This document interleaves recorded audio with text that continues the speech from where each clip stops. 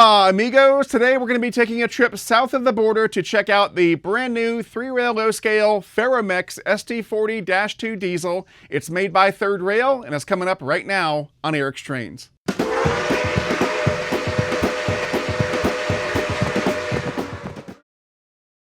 All right, so at this point, I'm sure you're wondering, what is this getup all about? Well, it's a celebration, of course. You see, I've got lots of American motive power in my collection. America number one, America! Woo! I wash myself with a rag on a stick. And I've also got plenty of Canadian motive power as well. Hey, let's go by the Tim Hortons and we'll grab some beer and watch some hockey, eh? Oh, sounds good, eh?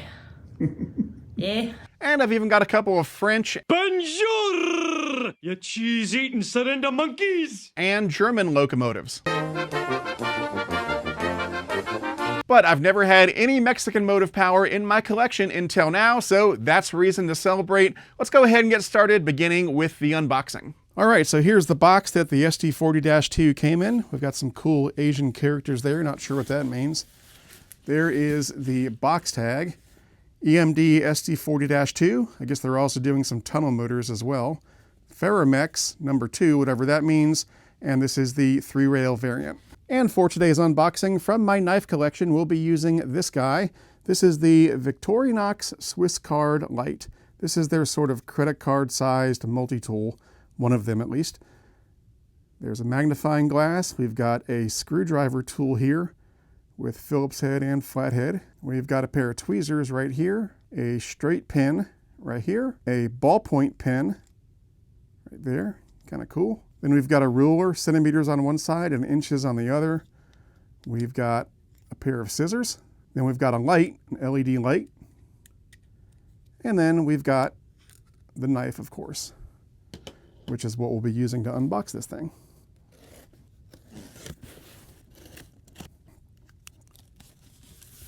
Ooh, look at that.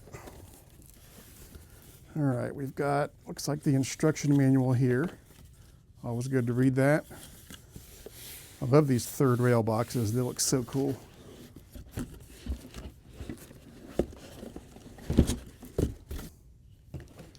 And then there's a tag on the end of the box itself with basically the same information that we had on the exterior box.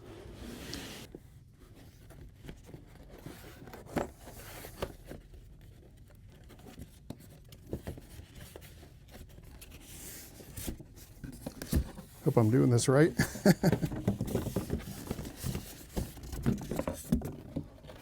kind of cool. They got Third Rail embossed in the styrofoam. I like that. All right, here we go.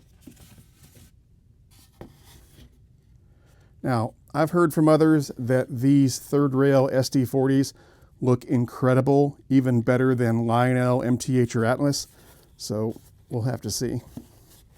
Third Rail usually doesn't do crappy models.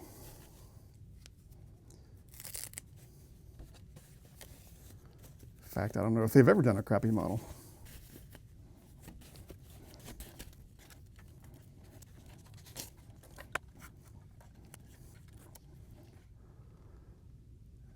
That looks great. Holy smokes, is that beautiful. Wow. All right, and here it is on the layout, and I can't get over how amazing this SD40 looks. I mean, I've got other SD40s in my collection from Lionel and MTH, but man, this thing just looks incredible. Now, I believe Third Rail announced these in the spring of 2023. At least that's when I ordered it, was around June of 2023.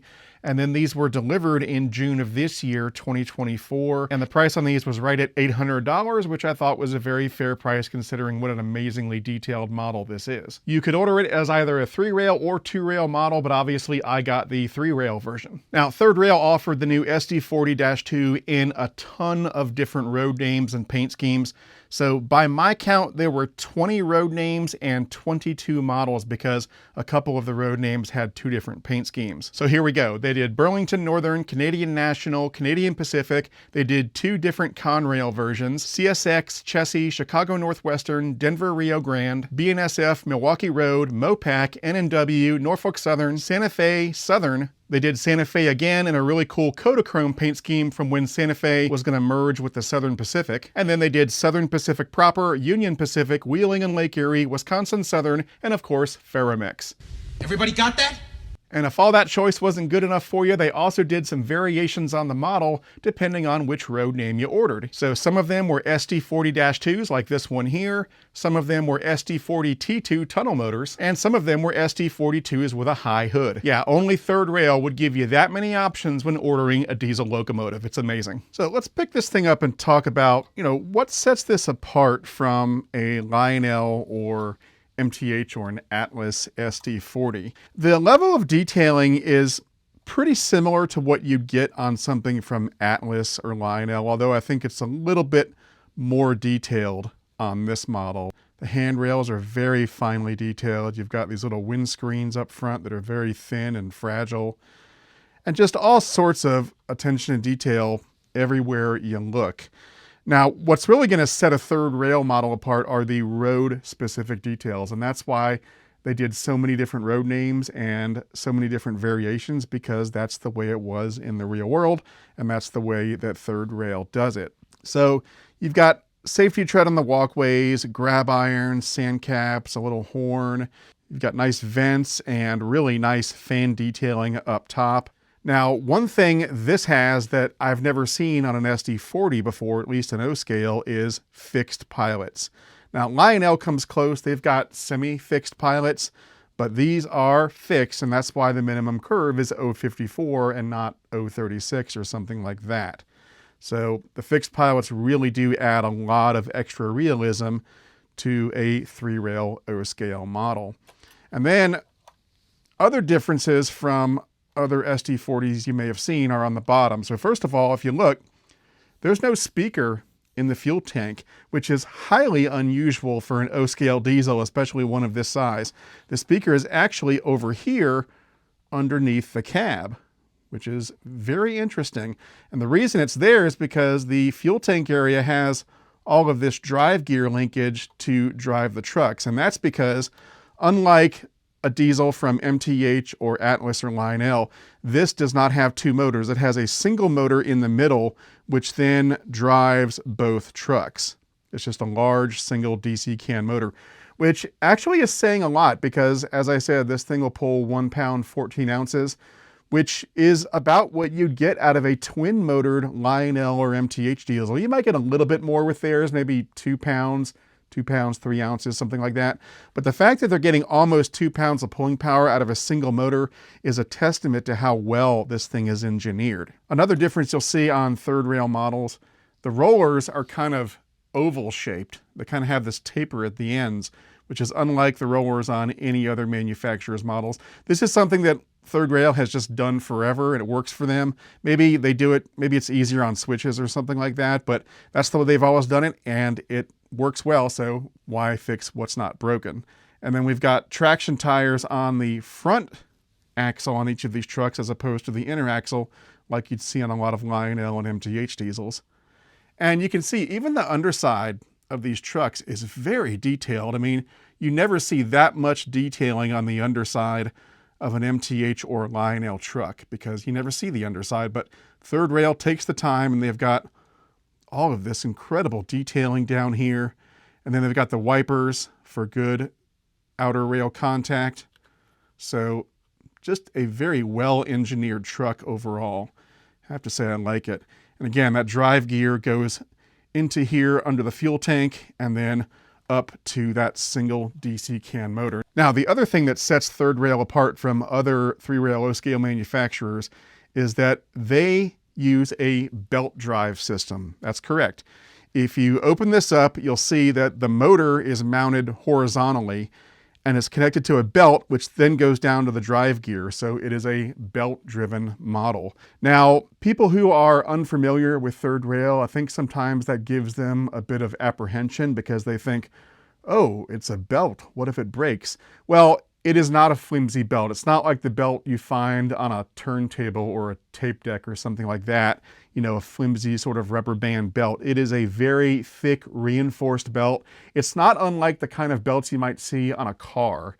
You know, those kind of steel reinforced belts. It's sort of like that. It's very tough, and it's designed to last the entire life of the model. Now, is it gonna last 100 years? Probably not, but then again, if you're still trying to run this thing in 100 years, you're gonna have other issues besides the belt. But will it last for 5, 10, 15, 20 years? Yeah, no problem. I've never had an issue with one of their belts. I'm sure it does happen from time to time. And if you do have a broken belt, you can contact Third Rail and they'll get you taken care of. But as I said, I've talked to Scott over at Third Rail many times, and he's always emphasized that the belt is designed to last the entire life of the model. From a control and sound perspective, this does have TMCC and rail sounds, and you can also operate it conventionally if you want to. Now, because Third Rail doesn't have its own proprietary control and sound system, they have to use TMCC with the Rail Sounds Lite. And so it's sort of a truncated version of what you would get if you bought a full-on Lionel Legacy model. However, it is comparable to what you would get if you bought a Lionel Lion Chief Plus 2.0 model. That kind of control and sound, and that's what you get here. And if you've operated an LC Plus 2.0 model, you know that they're very capable, they sound great, and so really, what's not to like? Now, if we turn the model up like this and pull off this top panel, it reveals the master controls for the locomotive. We've got the master volume, the run program switch that you would use to program this into your TMCC, Legacy, or Base 3 system. And then we've got a switch for conventional, cruise, and TMCC. And of course, I've got mine set on TMCC. Now you'll notice that there's also a 9-volt battery in here. Let me see if I can extract this thing. It's kind of wedged down in there. It's really down in there. There we go. All right, so there's the 9-volt battery. Now, this is something that Third Rail still does, and it's used if you're gonna run this thing conventionally. It will keep the sounds operating if you go over a dead spot on the rails and stuff like that. Technically, you really don't need it these days if you're gonna run with Legacy or TMCC, but they still include it. It's kind of cool. It's like a Chinese, or was that Korean or Chinese? Yeah, that Duracell definitely was not made here or for the US market, but here it is in a Third Rail model. They must have put it in over in the factory. Now, like I said, technically you don't need it, but I'm going to leave it in there for now. And of course, if you were going to put this in storage, you'd want to definitely remove that battery so it doesn't leak. But this is sort of a holdover from the days where they used to always have backup batteries in these diesels. Lionel did the same thing, just in case you ran it conventionally, and that's what it's in there for. But if you're going to do command control like I am, it really isn't necessary. It's kind of a unnecessary redundancy. But it was nice of them to put it in there because you know if they didn't, someone would complain. The lighting on this model was what you would expect for a high-end diesel locomotive. You've got an operating headlight and backup light, lighted number boards, operating ditch lights, and a nice lighted cab interior. And speaking of that cab interior, it's very nicely detailed. There are 3, not 2, but 3 hand-painted crew figures, and then they've got a detailed control panel with levers and buttons and gauges and so forth. It looks great. And this is something you typically don't see with MTH or Lionel or Atlas unless it's a Lionel Vision Line diesel or something. And it's just one of those little things that sets Third Rail apart from the competition. All right, and of course, the last thing we're going to do before we start this thing up is... All right, so best feature this time around, it's kind of a tie. I'm having a hard time deciding between the two, so I'll just mention both of them. First of all, I really like the detailed cab interior. That's the most detailed cab I've ever seen on an SD40 from any maker, and it looks great. And the other thing, again, is something that I've never seen on an O-scale model of an SD40, and that is the fixed pilots. They add so much realism to the model, and they're just super cool. Okay, now comes the fun part. Let's start this thing up. All right, you can see the smoke coming out of the smokestack. It looks good. Let's check out the horn.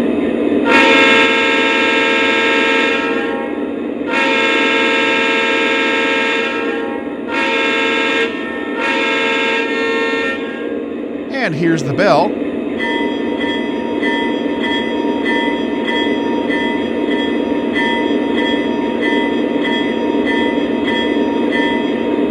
We've also got some crew talk sounds on this model, so let's check those out. Dispatcher here. You're cleared onto the main. Over. Roger that. All clear. Out. Dispatcher here. Please hold for track orders. Over. Copy that. Out. How's that track look? Are we clear? Over. Negative. Hold your position. Over. Copy that. Out. All right, I've got some mixed freight coupled up behind the SD40, so let's take it for a spin. How's that track look? Are we clear? Over. Affirmative. The track is yours. Over. Roger that. All clear. Out.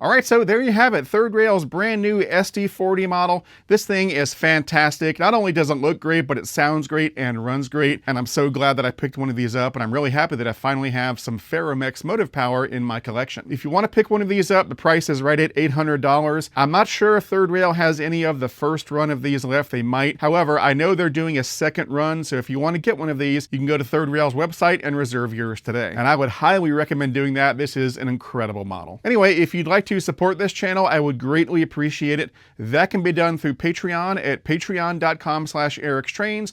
Patreon supporters get access to all sorts of perks and benefits, and you can read about those benefits on my Patreon page. I'd like to put a big thank you out there to all of my current Patreon supporters. Your support means the world, not only to me, but to the future of this channel. And an extra super big thank you goes out to my premium tier Patreon supporters. You'll see their names at the end of this video. And finally, if you'd like to pick up some Eric's Trains merch, t-shirts, coffee mugs, cell phone cases, what have you, check out the Eric's Trains online store at ericstrains.com/store. Anyway, that's going to do it for now. I'm Eric Siegel. Thanks for watching. Take care, and I'll see you next time.